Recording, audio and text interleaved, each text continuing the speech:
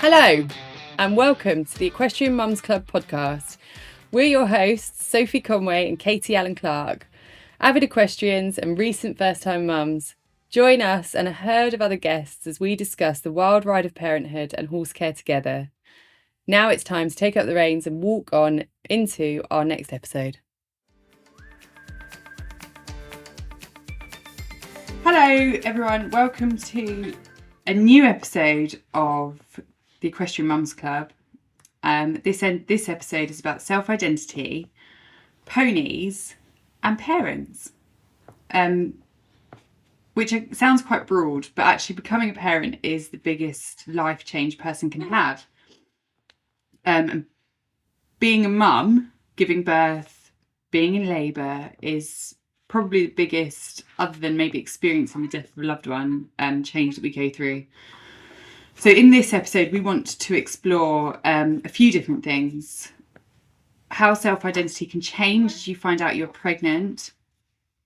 How your self-identity can be rocked by a change in your everyday habits. For example, your horse changes, and how you manage that. And how this can impact other areas of your life, such as your mental health, your eating habits, your spending habits, and what your priorities are. And then also how your self-identity evolves as you get further into your parenthood journey. Now, bearing in mind that I'm only a year in and Katie's only 3 months in. So actually, if you guys have got any comments or anything you want to tell us about, if you're further on in or if you're not as far in as we are, we would love to hear from you. So please get in touch on Facebook or Instagram. So I think the first thing that we need to kind of ask ourselves is, what is self-identity? So the Oxford English Dictionary describes self-identity as the perception or recognition of one's characteristics as a particular individual, especially in relation to social context, which in broad terms, and not the English dictionary definition, means how you identify and define yourself. So it's your perception of the traits, qualities, abilities, and characteristics that make you you. So think about things like your career, your beliefs, your interests, your personality, principles, habits, values, your physical features, your goals, your dreams, your talents, and even things like your emotions as well. What if you're talentless?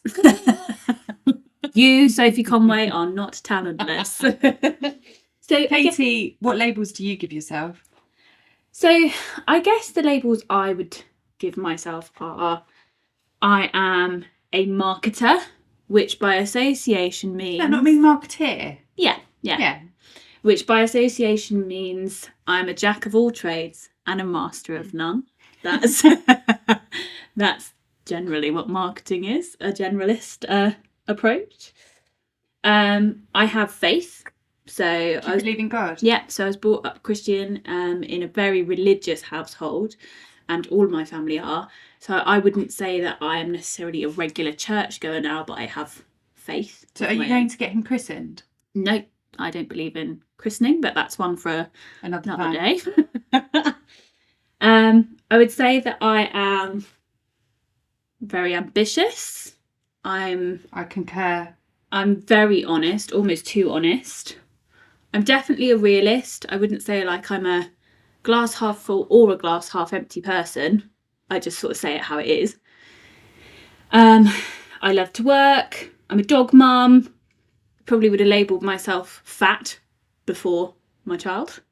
I don't think you should have ever done that. Self-confessed perfectionist, definitely.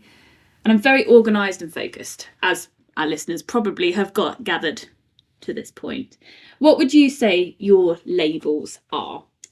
Well, I'm doing this completely off the cuff because I haven't written any notes that I was supposed to write about this, really. What does that tell you about Sophie? So I think that probably my first one should be that I'm actually quite unorganised. But what I would say is that my life is organised chaos. And I am quite an organised, chaotic person. Both those things, yeah. And I think they work in conjunction with each other. I think I'm also ambitious, but in a different way to you. I think that I'm passionate. I'm very passionate about my life and what I do and my horses and my work. And I think that kind of translates into ambition. I'm also very honest and I'm a realist. I think maybe that's why we get on. Yeah, that it probably is why we get on. But I definitely say it how it is. And sometimes I say stuff that I shouldn't say. And I've actually, as I've got older, that has changed in me. I have become better at picking what I should and shouldn't say. I don't think I love to work. I wouldn't say I love it. I did also love being off. I'm a rider, I think. I identify as an equestrian, and I'm a grafter, and I actually never really think about my identity in any real detail. Occasionally I look in the mirror and go, crikey, can you put some sort of makeup or brush your hair on? But I've never ever been worried about my self-image. Even when I was a kid, I have had insecurities along the way, but they are short-lived. I think that's super interesting because this episode has been brought on by me. This was something I really wanted to talk about because it's actually something that I struggled with and have struggled with for quite a long time. So I think it's important to note for all of us, whatever we describe ourselves as, it is really heavily impacted by your own self-image and your own self-esteem and your confidence. So if those are in short supply, you're going to have perhaps not an overly accurate idea of your self or see yourself as valuable. So what you're selecting as your own labels actually might not be doing yourself justice. So just keep that in mind when we're talking about all of these things. So those are the labels that we're sort of describing ourselves as. I think it'd be really interesting if I've got a few labels that aren't your perception of yourself, but maybe my perception of you that I think you haven't alluded to. I think you're super kind. I think you are a really quite an empathetic person. And Really? Yeah. I would never put that label on myself. I think I would actually go as far as to be like, I need to be kinder. We can all think that, right? Yeah. But that's how I would say that you're scrappy because you're always getting stuff done. Oh my God, just get Katie, stuck in. My nickname at university was Scrappy Doo. But it is you are such an endearing person to be around, and part of that is the scrappiness. Yeah, I think that. Yeah, thank you. That's really kind. I think. But no, I think the world takes all sorts, and we are very, very different in some ways. Yeah, you and I are definitely very different in some ways, and I think we feed quite well off of each other. I was having a massive flap the other day about life and everything that goes with it and how much time I've got and blah blah blah. And Katie, after speaking to Katie, she instantly brought me back to a level, which is and actually Alex does that for me. He's very good at bringing me, because my emotions are so up and down, and I'm quite a reactive person, I would say. You were very good at leveling me out, and so is Alex. And then actually you're also very, very good, and I think that you're very good at getting people to open up. And so weirdly, you said to me the other day that I'm more of a people person than you, but I actually completely disagree with that. I think that you're almost more of a people person than I am in some ways. You'll get different things out of people that I can't. It's interesting, isn't it? Because as part of this labelling, activity, I guess, one of the things that I really I haven't put on my list, but wonder whether it would also interest our listeners, is that I would class myself as an introvert. Yeah. And I would class you heavily in the category of extrovert. Yeah. However, literally all of my life, I have tested as an extrovert because I am fantastic at masking how I really feel about something and being a chameleon in a particular environment. And actually, as we get further along into adulthood, I'm now testing myself for ADHD because that is a really common thing for women particularly to have done along the way. So, you know, you always test as something, you're always putting on the show for other people because I can absolutely do it, but I get my most energy from being alone. Do you? Yeah. See, a lot of people have actually, a lot of close friends, like they've not ever said it in a rude way, but quite a lot of people have asked or have alluded to me potentially having ADHD, which I can see why they would, because I am chaotic and unorganised and blah, blah, blah. And I do have traits of ADHD. But actually, I feed off of being around people more. Yeah, you do. But anyway, I think that's just really interesting. It is actually, yeah. You know, your labels are defined by you. Actually, it doesn't really matter what anyone else thinks, to be honest. You are right. Your esteem obviously heavily plays into that. So anyway, I think we took a bit of a detour there, but it's really interesting to lead us into the next part of self-identity, which is how it changed during your pregnancy. Because I think it's important for our listeners to have an idea of who we are before we say how we changed. Yeah. And I know that you had quite a lot of... You had a very short known pregnancy. But you did have a lot of up and downs in that short amount of time. And I think it was probably partly to do with the fact that you didn't have much time to prepare for having a baby. Yeah, so I think, you know, oftentimes, you know, these ups and downs can be attributed to hormonal changes. And obviously there's a huge amount of that going on.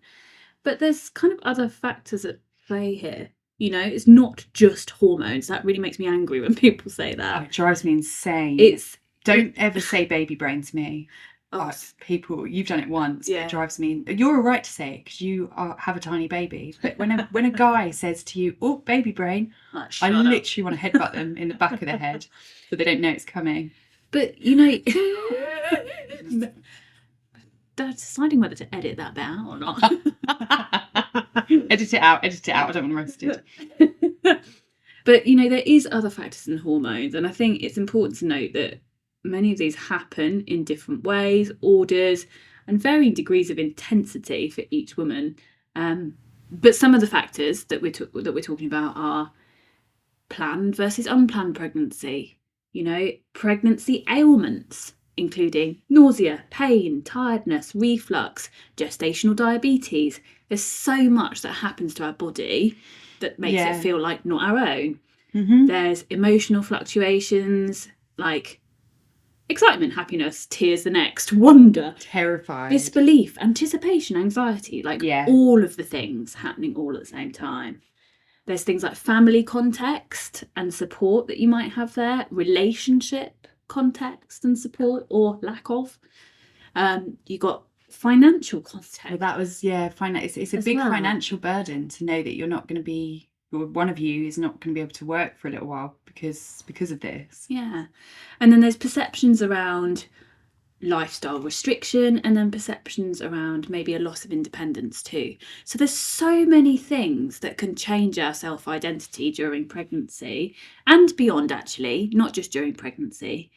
Well, I think it changes again. So I think that you have wobbles throughout pregnancy, and then everything changes again when you've had the baby, and then everything changes again when the baby's older and, you know, sitting up, and then doing this, you know, crawling around, and then when through the early years and they go to school, and then when they become, you know, and then you know, suddenly you might get your life back, but is your self-identity the same as it was before you were pregnant? I doubt it.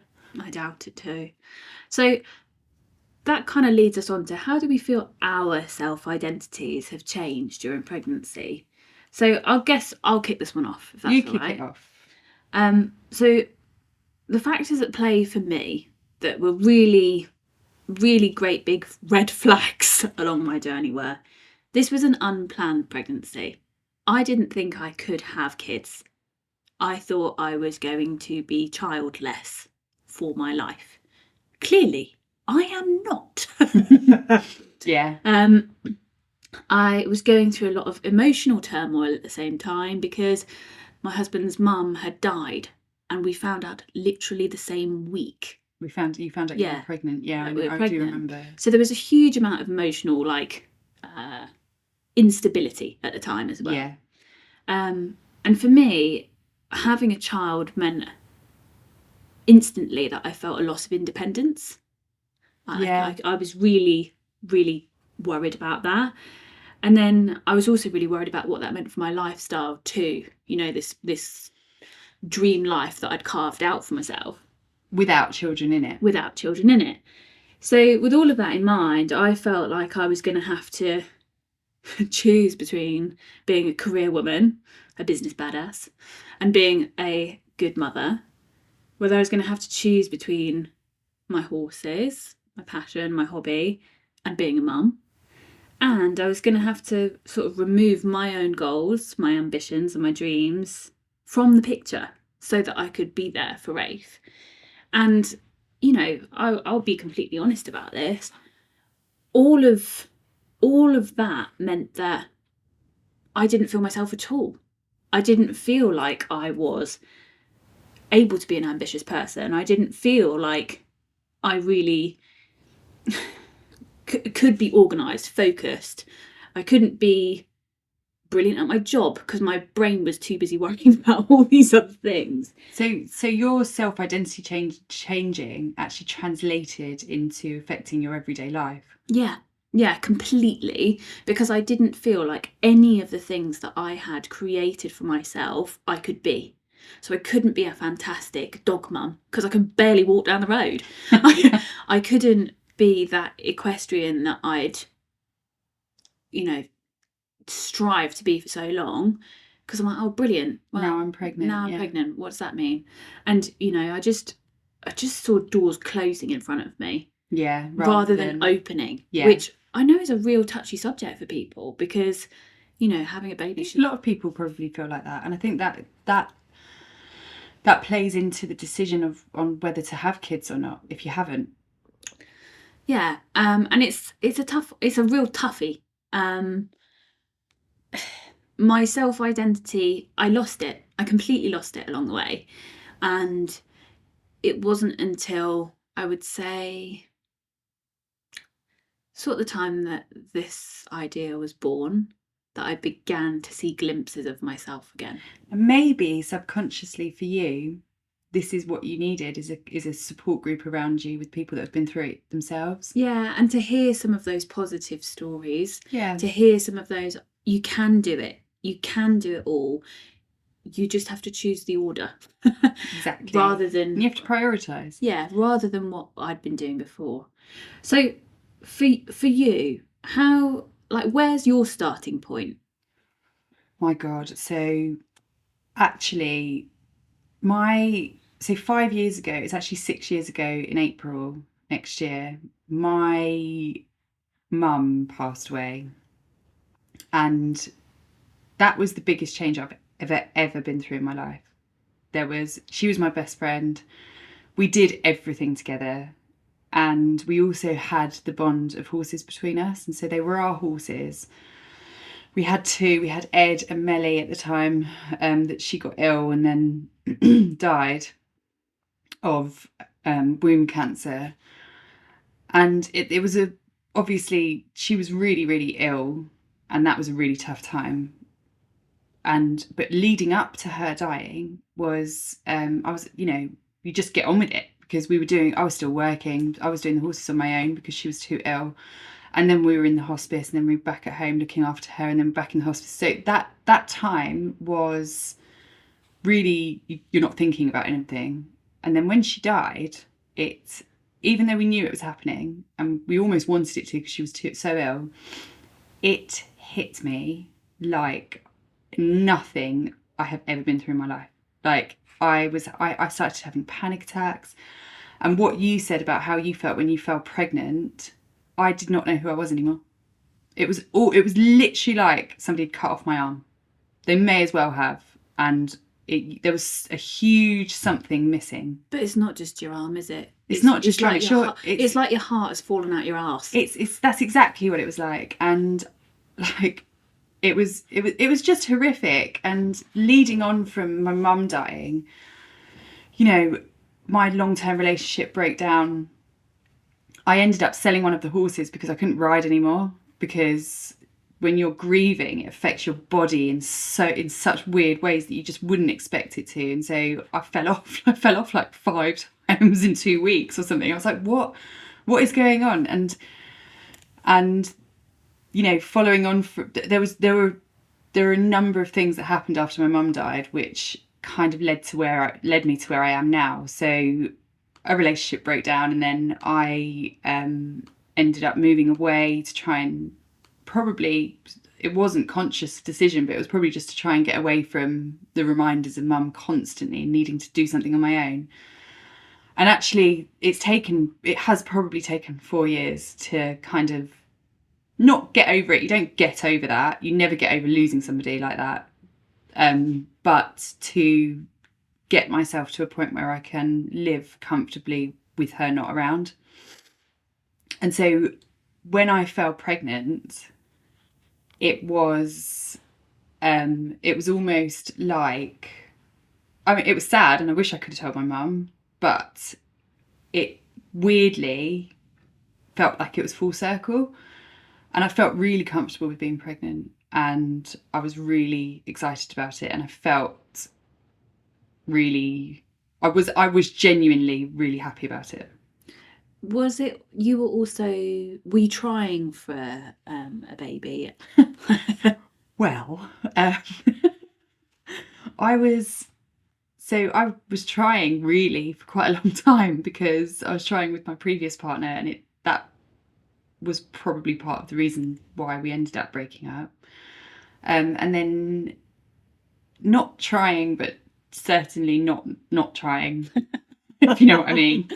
And so not being preventative. Yeah, exactly. And so I ended up getting pregnant, and it was really, yes, it was good. But yeah, you know, kind of that age-old happy accident.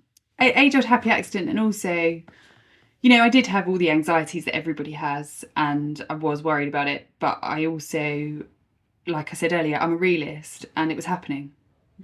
So I was also very much, just get on with it. It's happening. There's nothing you can do about it. And that's how I felt about the birth as well. I mean, obviously you had a fairly new relationship as well. It was too new to be having a baby with someone, really.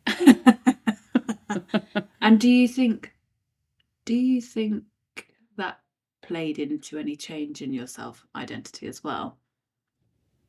I think, weirdly, having Alex, who is horsey, gave me a bit more of my mum back, because when my mum died, I couldn't speak to anybody about horses, because it was just me. I'm trying really hard not to cry, by the way. Well, it was just me and mum. You know, we'd go. I remember really clearly when I did a charity race. when I passed the fitness test for the charity race, and when I came back, I really wanted to go to the pub to celebrate. So, and I'd worked really hard for this charity race, and I just went to the pub with my dad and a few other people, and it was not their fault at all, but they sat there and talked about non-horsey things, and they were, you know, and it just moved away from everything that I wanted to talk about. And I was like, oh God, if my mum was here, she'd be so invested. She would be so invested in this. She'd be so excited. We could talk about how it went. We could talk about the horses I rode. We could talk about everything. And I didn't have that anymore. But I do have feeling. Yeah, it's just that shared passion and thing, and I didn't have it, and I've always had it all my life. And now I've got a bit of that back with Alex. And so I think I felt like with Alex, a bit more of myself was coming back. That's amazing. And definitely a tear has been shed, just so you know that. Casey's crying. Listen, I cried on the last one. Yeah. So, behaviour-wise, Katie, Yeah. just going back to you, how did your behaviour change? And I know you said that it's already affected, your work and everything around you was affected, but in terms of your mood, I suppose. I always wanted to be seen by myself, by others, by my child, as responsible and caring. Just because I didn't want a child overtly doesn't mean that I didn't want to make him happy, and to do the right thing for him. So I almost obviously just immediately stopped drinking and started to eat well. Yeah. I only had 2.5 months left, peeps, so it wasn't very wasn't that hard. Wasn't that hard. It's grown anyway. But there was still some things that I really struggled with. So old habits die hard. I still flogged myself work-wise to the absolute bitter end. Do you think that's trying to prove something as well? Trying to prove something to everybody else. Just because I'm pregnant doesn't mean anything. And to myself, just because I'm pregnant, I've worked the whole way through. Doesn't matter. But what you're forgetting in that argument is that you've also worked your whole life.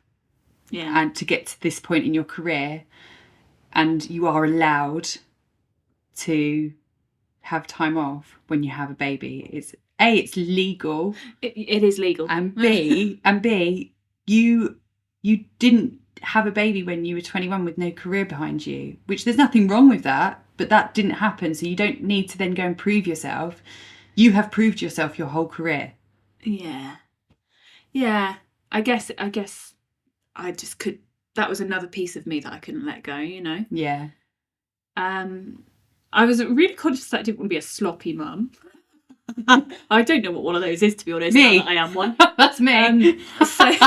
So I almost gave myself a corollary, trying to sort the house out, might keep my own appearance together. So stupid, really.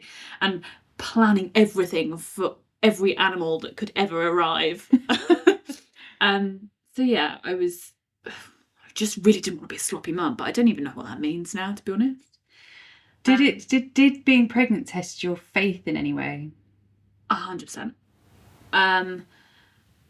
I was just really, really, really angry with God for so many challenges. Sounds reasonable. So many challenges. Like it would be unrealistic of me to say that we fell out. Like big stuff. If there's one person you shouldn't be pissing off, it's generally the almighty, the creator. And I kind of feel like I was towing the line. Katie, I'm pretty sure if there is a God, which I'm not sure if there is or not, this is a story for another day, but I know I've pissed him off quite a few times. Well, probably today. I was just so angry all the time, and I would not say that is a general characteristic that I would class myself. That is also hormone related, though. You need to remember that, because I know that, I had like a black cloud over my pregnancy. I was so angry the entire time, only with Alex. Yeah. So poor Alex. Poor Alex. But then I guess once Rafi was here, I was grappling so much to reclaim myself, almost too quickly. And so my goals became about refining myself and reclaiming my own characteristics again and my own independence. But the reality is that you have other things that you become. I think the reality is that when you have a baby, you fundamentally change. Yeah. Because you are not your priority anymore. And I actually watched this, a stupid Instagram reel with a psychologist that said, your brain alters when you have a baby. Yeah. It physically alters. And it's part of something called matrescence. Matrescence. Which we talked about in another podcast, but we didn't call it that. Okay. Matrescence. Your brain alters when you have a baby, but the best thing that I've ever seen is that and this is the reason why you change so much, is because when you have a baby, there is something in your life that you would die for. And before, there's not. I don't know, I would have put my dogs in there. Please don't die for the dogs. But that is, you would quite happily, if it was between you and Rafe, and if it was between me and Olive, I would go. And I think that is the difference between before and after. And so it's not that if you don't have kids, you're selfish, because you're not. But your brain changes. So you can try as much as you want to get everything back to exactly how it was before, but it's not going to happen. What was your behaviour change? I guess I was evil when I was pregnant. I was an absolute horrible person. Yeah, I can confirm, listeners, she was not a horrible person at all. She was just pregnant. I was pregnant. I did give into it.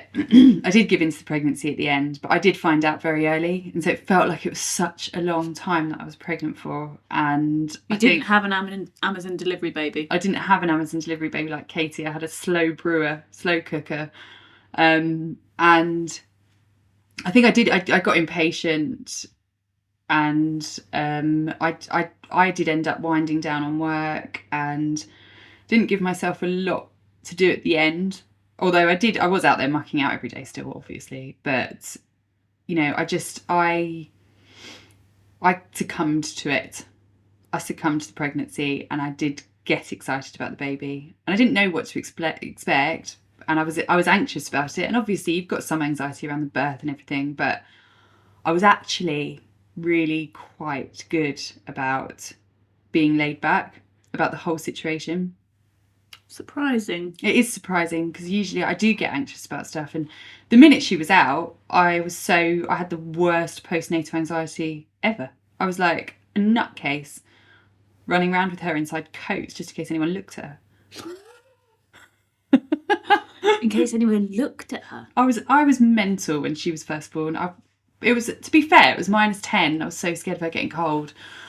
Like, you get all these horror stories from the NCT groups and everything about SIDS, and I was just so over the top. But in the pregnancy and about the birth, I wasn't over the top. I was quite chilled about the whole thing.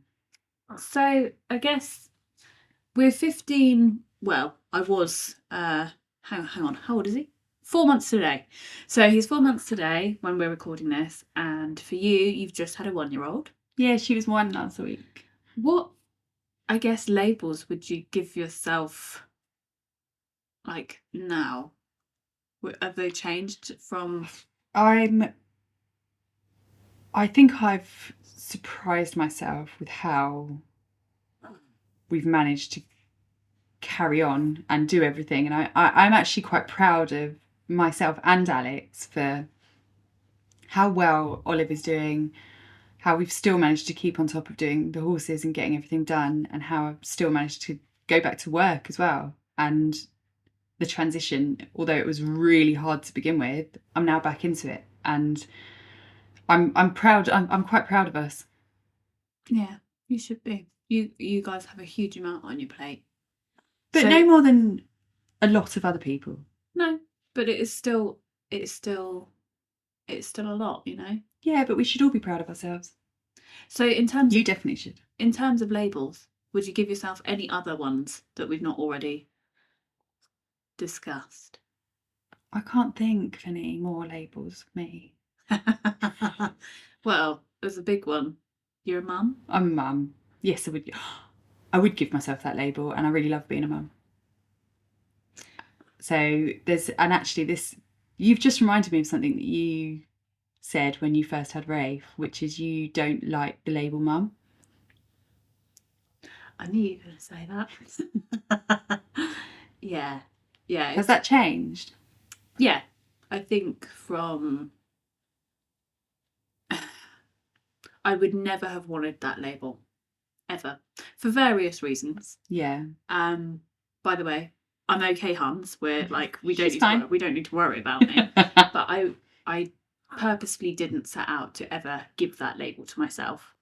Now I have got it, I feel a lot better about it. I still don't feel 100% in love with it. With the label mum? Yeah, but I would say I'm about 95% of the way there. Well, the other option is that he grows up and calls you legal guardian. He could. I don't think he will. He could also grow up and call me Katie, which would be strange. That would weird. be even weirder than the real LG. But you know, I think that is definitely the one label that I wouldn't have had before, and I now can have. The other thing that I would say is I have become a lot more adaptable. So have I, actually. That is something, yeah, I agree with that. And a lot less rigid in my approach to things, because you just do what you can to get things done. Yeah, exactly. And you know, to survive your day. Exactly. And this is prime example was this evening where we've not managed to get the dinner on time, and I'm like, just give her the spag bowl from yesterday. Do you know what I mean? Like just little things like that. I can imagine that you were actually a lot more rigid than I ever have been, because you like to be organised and you like to know what's going on, and you like to have a routine probably more than I do. I like to have my own choices. Yes, you like it how you like it, but yeah, I can see that changing you as well. I think one of the things that has changed my ability to feel relaxed, feel slightly more flexible, and embrace the label mother or mum was the reintroduction of the things that made me me to begin with. So when I could walk my dogs again, when I could ride again, when I could take enjoyment out of things, so yeah, I think, and for me, it's a strange road, but it's not just the things that you were, it's the things that you now are. Yeah, agree. And actually, I now, because I feel like I'm definitely not riding anywhere near as well as I used to, but I think I'm getting there, and I can actually see it now, and I can see the end in sight, and being able to get back to that fitness and have that enjoyment and enjoy it with Olive. So it's actually going to make everything even better. Yeah. I agree. And I think it's again that togetherness as well that really helps to again reclaim a new identity. Oh, it's not really reclaim, is it? It's claim a new identity. Claim a new identity, yeah. But we can do this together. So yeah. Having friends around you that have been or are going through the same thing is also a way of reclaiming your identity, or like you said, claiming new identity. And I think that stuff like going and watching each other ride, going and doing baby stuff together with your mates, it's that's a really nice way of getting your self-identity back and having others support you do it as well. And I think, you know, just to sort of end this episode on a poignant note, I guess, the Equestrian Mums Club is meant to be a community, and that's what we're trying to build here, is a place where you can discover your new identity with people that are also doing the same thing. And that can be really hard to do on your own, almost impossible, I would say. And it can be hard to do with the people that you already know and love, because they're still thinking of the old you, and they're not going through the same change that you necessarily are. So I would encourage people, you know, we are not the be-all and end-all organisation of equestrian motherhood, although we would like to be, but this is why we're here, to connect people that are, you know, going through the same thing. So that's it. I think this has been a thinker episode. Definitely a thinker. I'm going to be thinking all night now. Rather than a loller. But I hope this has helped just somebody out there that might be questioning it all. It's helped me. Thanks, Katie. So for now, that's it on self-identity, ponies and parenthood. That's Rafe yawning, which means it's nearly bedtime. I think it is. So we will see you on the very next episode. Thanks again. Bye. Bye. Thank you so much for listening to another episode from the Equestrian Mums Club. It's been great to have you along for the ride. Just remember, you can let us know your thoughts and feedback by submitting a review directly through your podcast streaming provider, so Spotify or Apple Podcasts, or you can get in touch with us via the socials at Equestrian Mums Club on Instagram or Facebook, or you can send us an email, hello@equestrianmumsclub.co.uk. Thanks, and we'll see you next time.